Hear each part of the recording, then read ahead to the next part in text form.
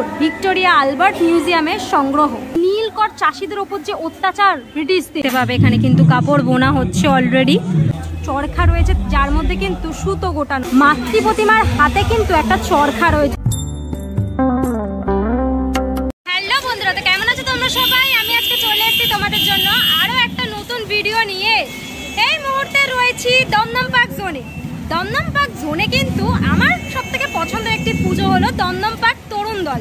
সেখানেই আজকে তোমাদেরকে নিয়ে যাব। প্রস্তুতি পর্ব তোমাদেরকে দেখিয়েছিলাম, ঠাকুরেরও ফার্স্ট লুক তোমাদেরকে দেখিয়েছিলাম। আজকে মণ্ডপ কেমন ভাবে সেজে উঠেছে, কমপ্লিট লুকটা কেমন লাগছে দেখতে, সেটাই দেখাবো। চল, চলে এসেছি দমদম পার্ক তরুণ দলের একদম সামনের অংশে। আর এই হচ্ছে মণ্ডপের শুরু, যেখানে কিন্তু বিভিন্ন প্যানেলে বিভিন্ন জিনিস রয়েছে। প্যানেলটা তোমাদেরকে দেখাই। এখানে কিন্তু একটা নাম লেখা রয়েছে, শ্বেত বিপ্লব ভারত মন্থন, ফিল্ম বাই শ্যাম বেঙ্গল।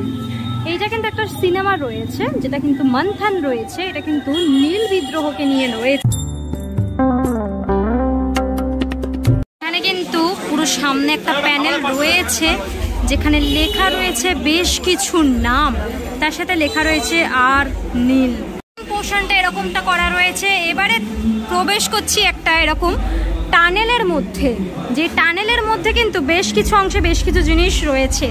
এখানে কিন্তু বেশ কিছু, দেখো দেখতে পাচ্ছি ফুটিকার্পাস নীল। এইখানে কিন্তু সমস্ত সাদা সুতো রয়েছে, দেখতে পাচ্ছি জড়ানো জড়ানো।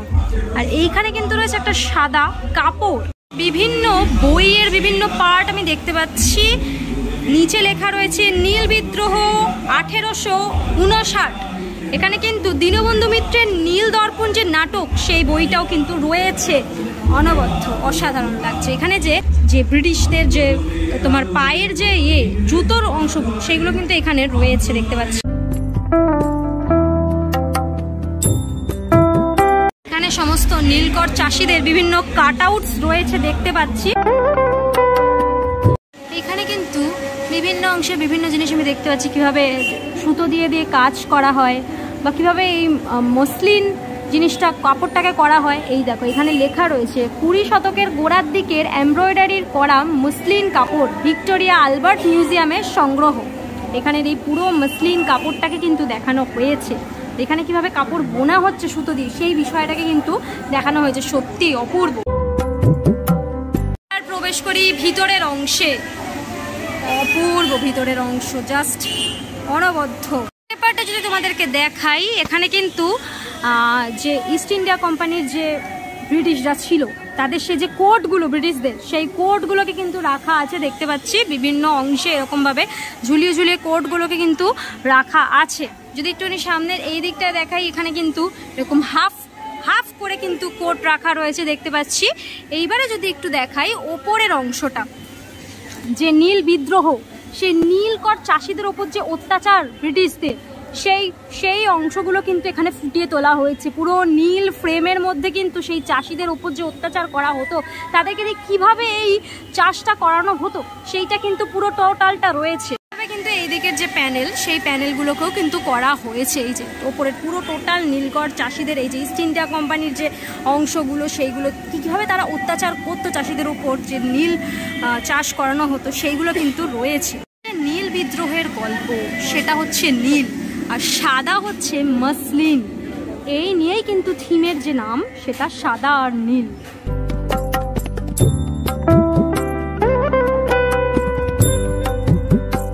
অসাধারণ একটি আবহ বাজছে কিন্তু নীল বিদ্রোহকে নিয়ে। অসাধারণ অসাধারণ আবহটা শুনে আমার গায়ে জাস্ট কাঁটা দিচ্ছে, এতটা অসাধারণ। এইখানে কিন্তু দেখতে পাবে সামনের অংশে এরকম একটা যেরকম প্যানেলের মতন তৈরি করা হয়েছে, যে সুতো বোনা হয় যেরকম ভাবে, ঠিক সেরকম প্যানেলটা তৈরি করা হয়েছে। এখানে কিন্তু একটা মূর্তি দেখতে পাচ্ছি রয়েছে।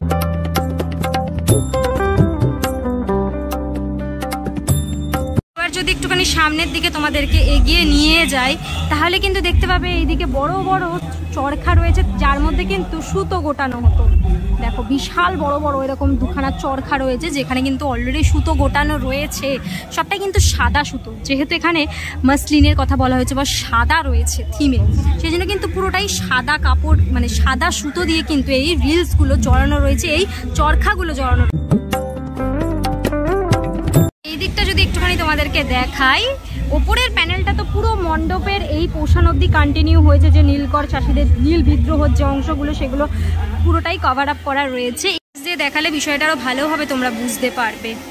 আর এইখানে কিন্তু সুতো দিয়ে পুরো একটা স্কেচ তৈরি করা হয়েছে।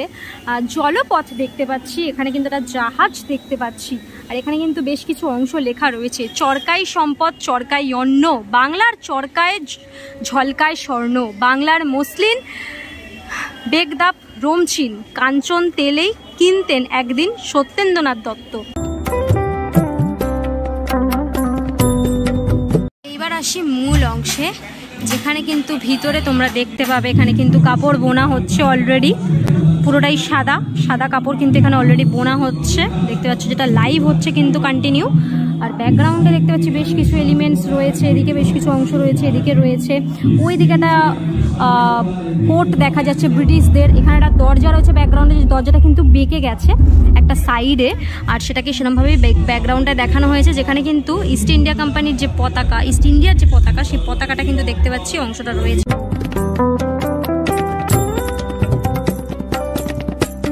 এইবার যদি একটুখানি এখান থেকে সামনের দিকে তোমাদেরকে এগিয়ে নিয়ে যাই, চল ধীরে ধীরে যাবো মাতৃ প্রতিমা যেখানে সেজে উঠেছে। এখানে জুড়ে সাদা সুতো রয়েছে, ওপরের অংশগুলো ঠিক এই রকমটা ভাবে সাজানো হয়েছে, যেখানে কিন্তু বিভিন্ন অংশ আমি ফুলে মানে সামনের দিকে নিচু করে বার করা রয়েছে। এইবারে আসি মাতৃ প্রতিমা যেখানে রয়েছে সেই অংশে। ওয়াও, তোমাদেরকে দেখিয়েছিলাম তখনই মাতৃ প্রতিমা। মাতৃ প্রতিমার হাতে কিন্তু একটা চরখা রয়েছে, যেখান দিয়ে সুতোগুলো কিন্তু নিচের দিকে ঝোলানো রয়েছে, দেখতে পাচ্ছি। অনবদ্য মাতৃ প্রতিমা, অনবদ্য লাগছে। মাও কিন্তু একদম সাদা নীলে সেজে উঠেছে, দারুণ লাগছে মাকে দেখতে, অপূর্ব অপূর্ব মা, অপূর্ব। মায়ের হাতে কিন্তু আমি দেখতে পাচ্ছি এগুলো মনে হচ্ছে সুতো রয়েছে, আর নিচে কিন্তু একটা আস্ত চরখাকে কিন্তু দেখানো হচ্ছে, যে এই দিকের অংশ বা ওই দিকের অংশ বলো, পুরোটাতেই কিন্তু চরখা রয়েছে, যেখানে কিন্তু সুতো জড়ানো রয়েছে।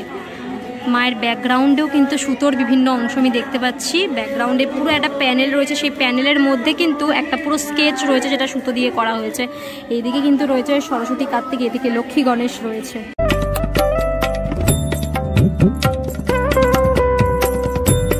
এই পোর্শনটা না দারুণ লাগছে দেখতে, সত্যিই অভূতপূর্ব লাগছে দেখতে। তোমাদেরকে দেখালাম দমদম পার্ক তরুণ দলের মণ্ডপ, সাদা আর নীল এমনভাবে সেজে উঠেছে, নীল বিদ্রোহর গল্পটি কেমনভাবে সেজে উঠেছে সেটাই আজকে তোমাদেরকে দেখালাম। কেমন লাগলো অবশ্যই কমেন্ট করে জানিও। মণ্ডপ খুলে যাচ্ছে কিন্তু জনসাধারণের জন্য 5 তারিখ থেকে, বারবার বলে দিচ্ছি, তোমরা বারবার বলার পরেও জিজ্ঞেস করো। ভিডিওটা পুরো দেখলে কিন্তু তোমরা জানতে পারবে কবে থেকে মণ্ডপ ওপেন হচ্ছে।